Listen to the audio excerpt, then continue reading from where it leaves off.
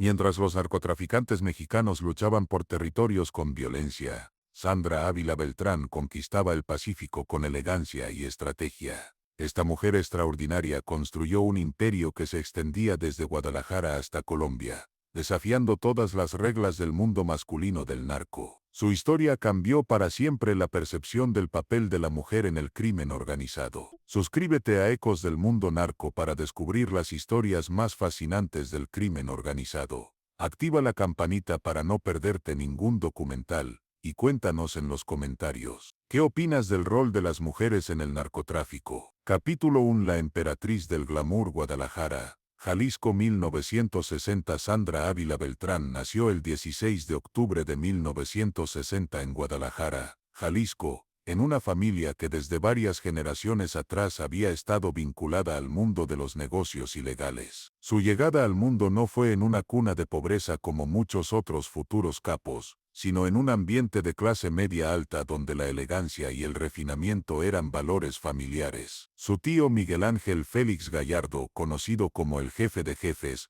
era una de las figuras más poderosas del narcotráfico mexicano y el líder del cártel de Guadalajara. Esta conexión familiar sería fundamental para entender no solo su entrada al mundo criminal, sino también su posterior ascenso en una industria tradicionalmente dominada por hombres. Desde pequeña Sandra mostró características que la distinguirían toda su vida: una belleza excepcional, una inteligencia aguda para entender dinámicas sociales complejas, y sobre todo una seguridad en sí misma que la hacía destacar en cualquier ambiente. No era solo una niña bonita, era una pequeña con presencia, carisma, y una capacidad natural para llamar la atención y obtener lo que deseaba. El entorno familiar de Sandra era complejo y fascinante. Los Ávila Beltrán no eran una familia criminal tradicional, sino una dinastía que había aprendido a moverse entre la legalidad y la ilegalidad con una sofisticación que pocas familias poseían. Tenían negocios legítimos, propiedades respetables, y una reputación social que les permitía alternar entre el mundo empresarial legal y las operaciones criminales más sofisticadas. Perfil psicológico: la emperatriz del glamour.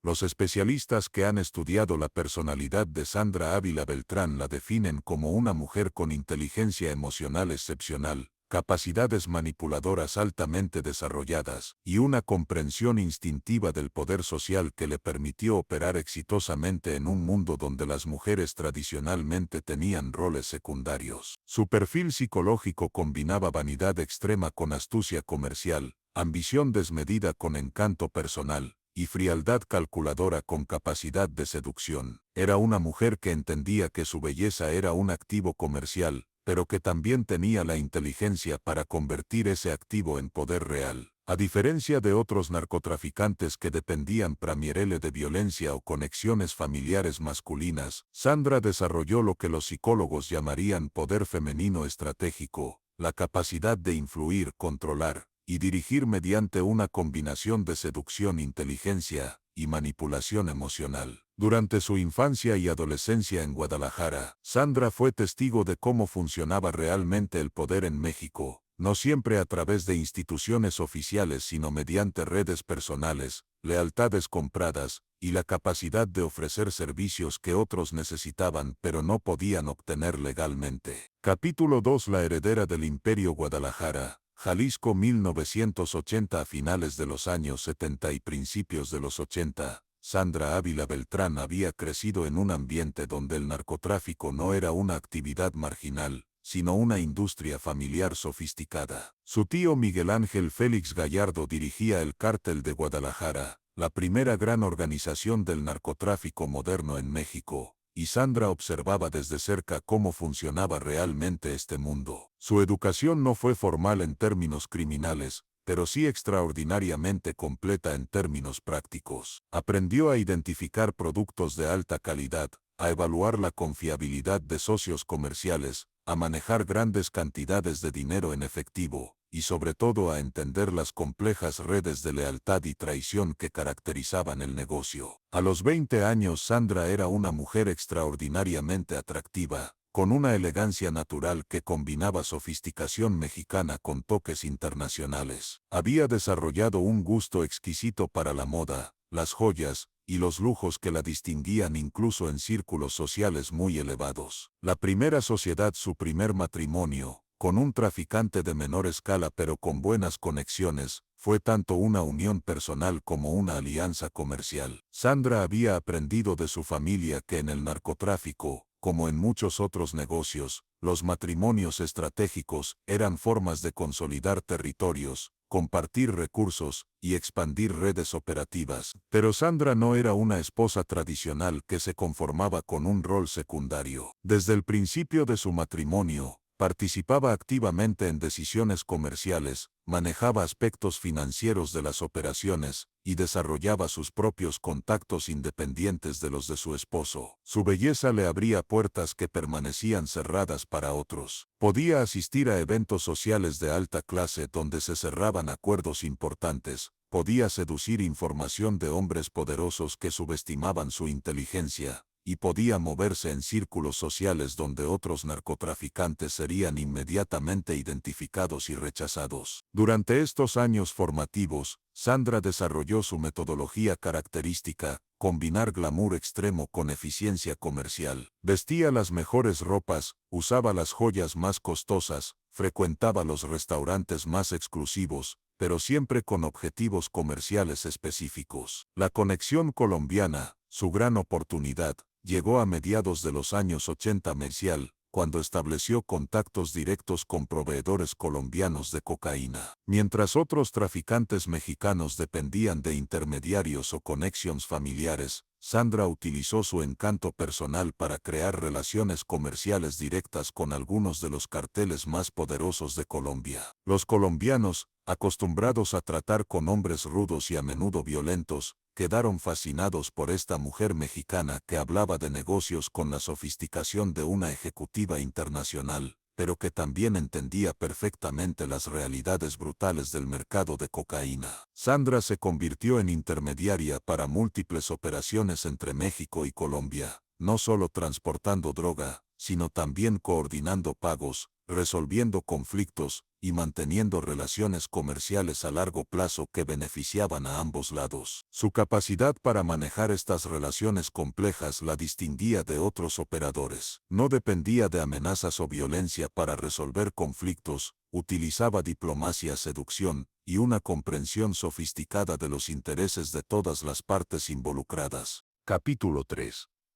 El ascenso al trono. Costa del Pacífico mexicano 1990. Durante la década de los 90 descendo, Sandra Ávila Beltrán completó su transformación de participante familiar en el narcotráfico a líder independiente de una de las operaciones más sofisticadas del país. Su territorio de operaciones se extendía a lo largo de la costa del Pacífico mexicano, desde Sinaloa hasta Guerrero, controlando rutas marítimas que eran fundamentales para el transporte de cocaína desde Colombia. Su apodo, la Reina del Pacífico, no era solo reconocimiento a su poder territorial, sino también a su estilo operativo único. Mientras otros capos gobernaban mediante terror y violencia explícita, Sandra ejercía control a través de una combinación de seducción, corrupción elegante, y una sofisticación comercial que impresionaba incluso a sus rivales. Sus operaciones no parecían las de un cártel tradicional, sino las de una empresa multinacional dirigida por un CEO extraordinariamente capaz. Tenía oficinas discretas en las mejores zonas de Guadalajara y Puerto Vallarta, empleados que parecían ejecutivos corporativos, y sistemas de comunicación que rivalizaban con grandes corporaciones legítimas. La metodología de la reina Sandra había desarrollado metodologías operativas que eran revolucionarias para su época. En lugar de depender de sicarios y violencia para resolver conflictos, prefería la corrupción sistemática y la seducción estratégica. Sus reuniones de negocios se realizaban en restaurantes de 5 estrellas, hoteles de lujo, y yates privados donde el ambiente era más de diplomacia internacional que de negociaciones criminales. Su red de contactos se extendía desde capos colombianos hasta políticos mexicanos de alto nivel, desde empresarios legítimos hasta funcionarios de aduanas. Pero lo que la distinguía era su capacidad para mantener todas estas relaciones funcionando simultáneamente, sin que los diferentes actores entraran en conflicto entre sí. Utilizaba su belleza de manera estratégica, pero nunca como único recurso. Era una mujer genuinamente inteligente que entendía finanzas complejas, logística internacional y dinámicas políticas. Los hombres que inicialmente se sentían atraídos por su apariencia pronto descubrían que estaban tratando con una mente comercial extraordinariamente aguda. Su estilo personal se convirtió en una marca registrada, siempre impecablemente vestida con ropa de diseñador, joyas extraordinarias, automóviles de lujo, y una elegancia que la hacía destacar incluso en los círculos sociales más exclusivos de México. El Imperio del Pacífico durante su apogeo en los años 90 BC, Sandra controlaba operaciones que generaban cientos de millones de dólares anuales. Sus rutas marítimas por el Pacífico eran las más seguras y eficientes para transportar cocaína colombiana hacia Estados Unidos, y su reputación de confiabilidad la convirtió en la intermediaria preferida para muchos cárteles que necesitaban mover grandes cargamentos. No se limitaba al transporte, también estaba involucrada en operaciones de refinamiento, almacenamiento, distribución y lavado de dinero. Había creado una cadena de valor integrada que abarcaba desde la importación de pasta base colombiana hasta la entrega de cocaína refinada en mercados estadounidenses. Sus innovaciones incluían el uso de embarcaciones de recreo de lujo para transportar droga. ¿Quién sospecharía de una mujer elegante en un yate costoso? Sistemas de comunicación encriptada antes de que fueran comunes en el mundo criminal, y métodos de lavado de dinero que utilizaban inversiones en bienes raíces de lujo y negocios legítimos. También desarrolló lo que se conocería después como narcotráfico social, la idea de que las operaciones criminales debían integrarse en la sociedad legítima mediante contribuciones filantrópicas, patrocinio de eventos culturales, e inversiones que beneficiaran a comunidades locales. Capítulo 4. La vida de una reina. Puerto Vallarta, Jalisco 2000. Para el cambio de milenio, Sandra Ávila Beltrán había alcanzado un estatus casi mítico dentro del mundo del narcotráfico mexicano. No era solo una criminal exitosa, era una figura cultural que representaba la sofisticación y el glamour que contrastaba dramáticamente con la brutalidad que caracterizaba a otros cárteles. Su estilo de vida era espectacular incluso para los estándares de otros narcotraficantes millonarios. Poseía múltiples residencias en las mejores zonas de México, incluyendo una mansión en Puerto Vallarta que era frecuentada por políticos, empresarios, artistas, y figuras sociales de primer nivel. Sus fiestas eran legendarias por su elegancia y exclusividad. No eran las celebraciones ostentosas y vulgares que caracterizaban a otros capos, sino eventos sofisticados donde se mezclaban champán y francés, gastronomía internacional, música en vivo de artistas reconocidos, e invitados que incluían desde embajadores hasta estrellas de cine. La diplomacia del glamour. Sandra había desarrollado lo que los analistas llamarían después diplomacia criminal, la capacidad de resolver conflictos y establecer acuerdos mediante negociación elegante en lugar de violencia directa. Sus cumbres comerciales se realizaban en ambientes que más parecían conferencias de negocios internacionales que reuniones de cárteles. Su presencia en eventos sociales legítimos le proporcionaba una cobertura perfecta para sus actividades comerciales reales. Podía discutir envíos de cocaína durante cenas de gala,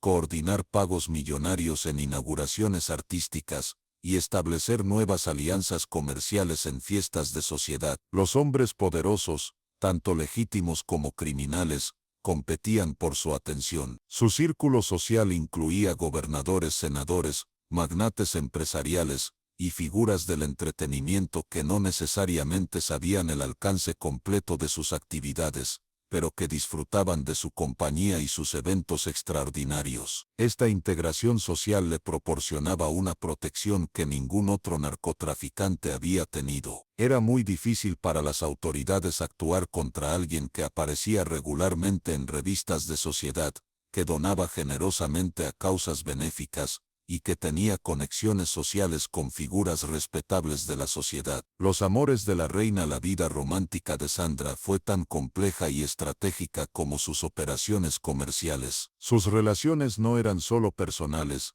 eran alianzas que expandían su poder, consolidaban territorios y creaban nuevas oportunidades de negocio. Su relación más famosa fue con Juan Diego Espinosa Ramírez, el Tigre, un narcotraficante colombiano con conexiones importantes en el cártel de Norte del Valle. Esta relación no solo era romántica, era una alianza comercial que le daba acceso directo a fuentes de cocaína colombiana sin intermediarios mexicanos. El Tigre quedó fascinado no solo por la belleza de Sandra, sino por su sofisticación comercial. Era la primera mujer que había conocido que entendía el negocio de la cocaína con la misma profundidad que los capos más experimentados, pero que lo manejaba con un estilo completamente diferente. Su relación combinaba pasión personal con estrategia comercial. Viajaban juntos por América Latina coordinando operaciones, asistían a eventos sociales como pareja de poder, y establecían redes comerciales que beneficiaban ambos cárteles. Pero Sandra mantenía su independencia. Aunque sus relaciones eran importantes para sus negocios,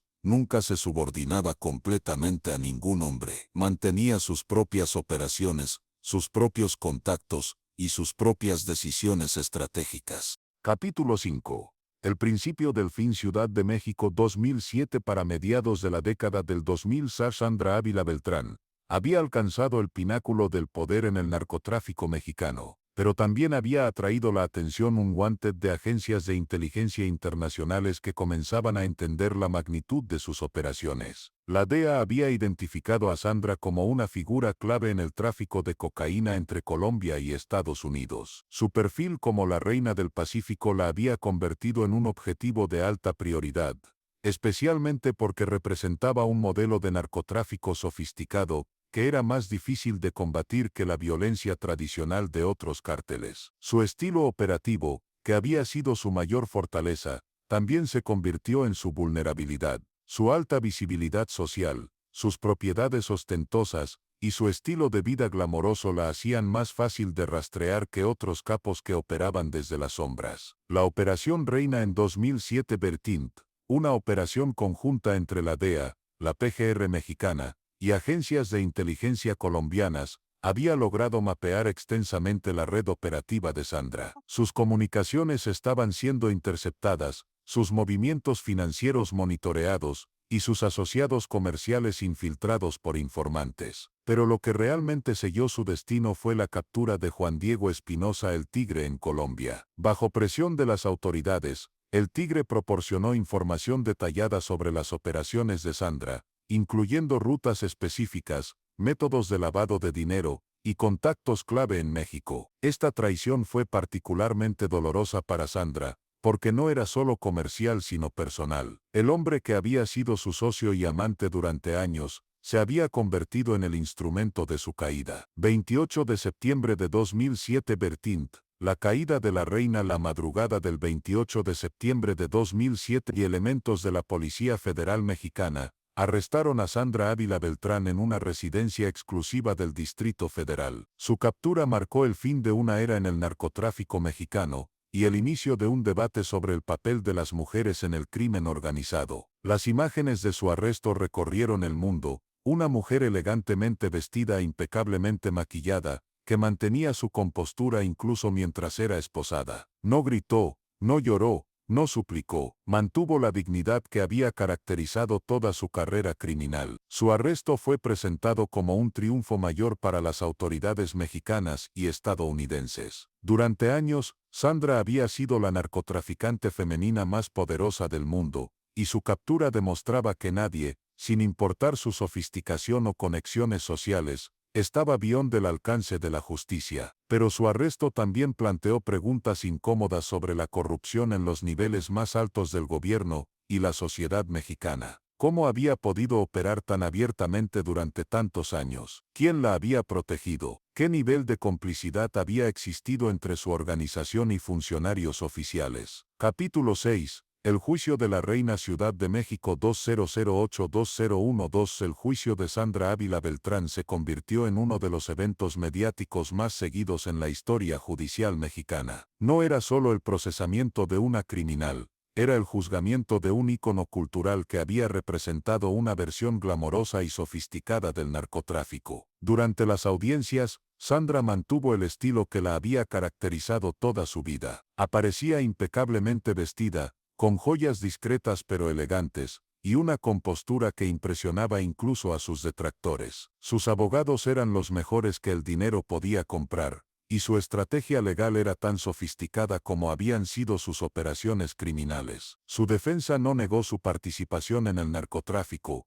pero argumentó que había sido criminalizada más por su estilo y visibilidad que por la magnitud real de sus crímenes. Señalaron que narcotraficantes masculinos responsables de mayor violencia y mayores volúmenes de droga, habían recibido tratamiento menos severo del sistema judicial. La estrategia de la dignidad. Durante todo el proceso legal, Sandra utilizó lo que sus abogados llamaron la estrategia de la dignidad. En lugar de negar su culpabilidad o victimizarse, admitió su participación en el narcotráfico, pero mantuvo que había operado de manera más civilizada y menos destructiva que otros capos. Sus declaraciones judiciales revelaron una mujer inteligente que entendía perfectamente las consecuencias de sus acciones, pero que no mostraba remordimiento por haber desafiado las convenciones sociales sobre el papel de las mujeres en el crimen organizado. Argumentó que había proporcionado empleo a miles de personas, que había invertido en desarrollo económico regional, y que había operado con menos violencia que otros cárteles. Aunque estos argumentos no la exoneraban legalmente,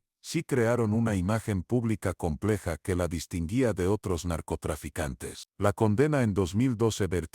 Sandra fue condenada a 70 meses de prisión por lavado de dinero y operaciones con recursos de procedencia ilícita. La sentencia fue relativamente moderada considerando la magnitud de sus operaciones, pero reflejaba tanto la sofisticación de su defensa legal, como las dificultades de probar algunos de los cargos más serios contra ella. Su reacción a la condena fue característica, mantuvo la compostura, agradeció a sus abogados, y se preparó para cumplir su sentencia con la misma dignidad que había mostrado durante todo el proceso. Pero su historia estaba lejos de terminar. Durante su tiempo en prisión, Sandra se convirtió en un fenómeno cultural. Su historia inspiró libros, películas, series de televisión y canciones. Se había transformado de criminal en leyenda. Capítulo 7. La reina en prisión. Centro Federal de Readaptación Social No. 16, Morelos, 201. 2015.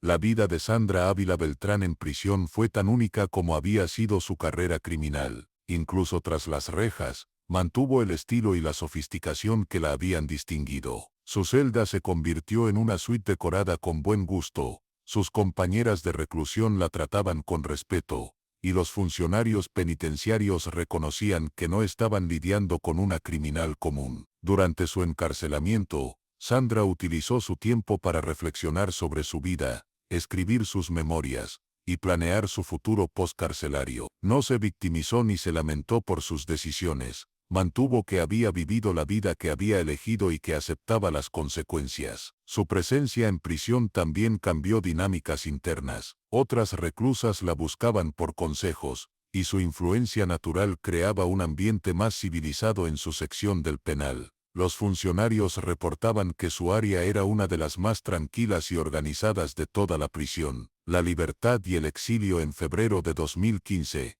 Sandra fue liberada de prisión mexicana, pero inmediatamente arrestada para ser extraditada a Estados Unidos, donde enfrentaba cargos federales por conspiración para importar cocaína y lavado de dinero. Su traslado a Estados Unidos marcó una nueva fase en su historia legal.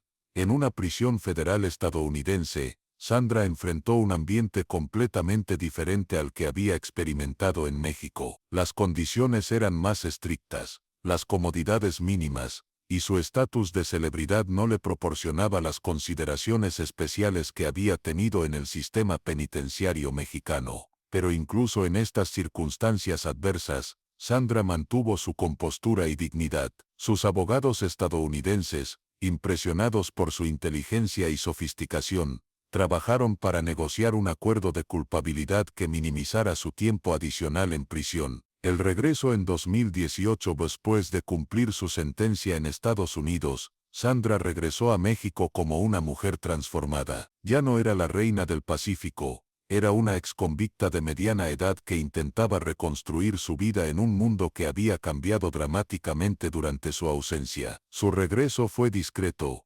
contrastando con la ostentación que había caracterizado sus años de poder. Se estableció en Guadalajara, mantuvo un perfil bajo, y evitó los medios de comunicación que habían sido tan importantes durante su apogeo. Pero su leyenda continuaba creciendo. Su historia se había convertido en símbolo cultural de empoderamiento femenino controversial, desafiando narrativas tradicionales sobre género y criminalidad.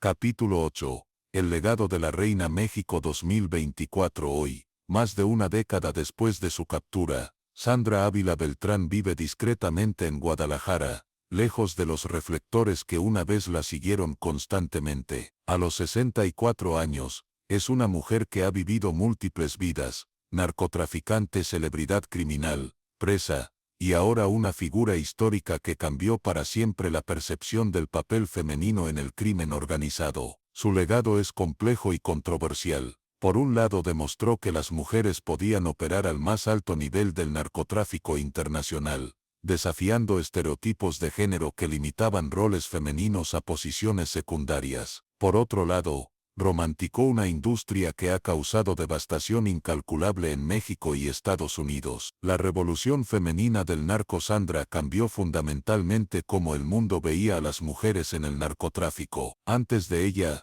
las mujeres en el crimen organizado eran principalmente esposas, amantes, o colaboradoras de figuras masculinas. Sandra demostró que una mujer podía ser la figura principal, la mente maestra, la líder absoluta. Su estilo operativo, sofisticación sobre violencia, seducción sobre intimidación, elegancia sobre ostentación, se convirtió en un modelo que otras mujeres en el crimen organizado estudiarían y adaptarían. Había creado un template para el narcotráfico femenino. Después de Sandra, emergieron otras figuras femeninas prominentes en el mundo criminal: Melissa Margarita Calderón Ojeda, La China, Claudia Ochoa Félix, la emperatriz de los Antrax, y otras que adoptaron elementos de su metodología, mientras desarrollaban sus propias variaciones. El impacto cultural, pero quizás el legado más duradero de Sandra ha sido cultural. Su historia ha inspirado innumerables productos mediáticos. La serie La Reina del Sur se basó parcialmente en su vida, múltiples biografías han explorado su historia, y su imagen se ha convertido en símbolo de una cierta type de poder femenino controversial. Esta romanticización ha sido problemática. Al presentar el narcotráfico con glamour y sofisticación, la historia de Sandra puede ocultar las realidades brutales de una industria que ha causado cientos de miles de muertes y ha devastado comunidades enteras. La pregunta persistente. La historia de Sandra Ávila Beltrán plantea preguntas que van beyond su caso individual. ¿Qué dice sobre la sociedad mexicana que una narcotraficante pueda convertirse en ícono cultural? ¿Cómo interpretamos el empoderamiento cuando se logra mediante actividades destructivas? Su vida también ilustra las contradicciones del narcotráfico mexicano, una industria brutal que puede producir figuras extraordinariamente sofisticadas, una actividad ilegal que genera riqueza y poder que rivalizan con empresas legítimas, un mundo criminal que puede atraer personas inteligentes y talentosas que podrían haber triunfado en campos legales. Conclusión: la última reina de una era perdida. Sandra Ávila Beltrán fue la primera y última de su especie, una narcotraficante que operaba como una reina, con estilo, elegancia, y una sofisticación que el mundo criminal no había visto antes, y probablemente no volverá a ver. Su historia marca el fin de una era romántica del narcotráfico mexicano, cuando era posible combinar criminalidad con glamour, cuando los capos podían ser figuras casi aristocráticas, cuando el crimen organizado tenía códigos de conducta que incluían cierta civilidad. El narcotráfico que siguió a su caída, más brutal, más fragmentado, más violento, carece de la sofisticación que ella representaba. Los nuevos cárteles operan con metodologías empresariales, pero sin el estilo personal que caracterizó su reinado. Sandra demostró que las mujeres podían alcanzar los niveles más altos del poder criminal, pero también ilustró los límites de ese poder. Al final su belleza no pudo protegerla de la justicia, su sofisticación no pudo salvarla de la prisión, y su estilo no pudo evitar su caída. Su legado permanece controversial. Para algunos, es un símbolo de empoderamiento femenino que desafió convenciones sociales restrictivas. Para otros, es la romanticización peligrosa de actividades destructivas que han causado sufrimiento masivo. Lo que es indudable es que cambió para siempre la percepción del papel de las mujeres en el crimen organizado. Demostró que el poder criminal no tenía género, que la inteligencia y la sofisticación podían ser más efectivas que la violencia bruta, y que el narcotráfico podía ser tanto una industria como un performance cultural. Desde su retiro discreto en Guadalajara, Sandra Ávila Beltrán observa un mundo que ella ayudó a transformar, pero que ya no le pertenece. Su reino en el Pacífico ha sido heredado por otros, sus métodos han sido copiados pero nunca igualados, y su estilo permanece como un recuerdo de una época cuando el crimen organizado aún podía tener una cierta elegancia. La reina del Pacífico había caído, pero su leyenda continuaría viviendo, inspirando controversia, y recordándonos que el poder puede tomar formas inesperadas, incluso en los mundos más oscuros de la sociedad humana. ¿Qué opinas de esta historia? ¿Crees que Sandra Ávila fue una pionera del empoderamiento femenino, o simplemente una criminal que utilizó su género como herramienta? ¿Su sofisticación justifica de alguna manera sus crímenes? Déjanos tu comentario, y no olvides suscribirte a Ecos del Mundo Narco para más historias fascinantes del crimen organizado. Gracias por acompañarnos en este viaje por la vida de la mujer que desafió todas las reglas del narcotráfico y se convirtió en la última reina de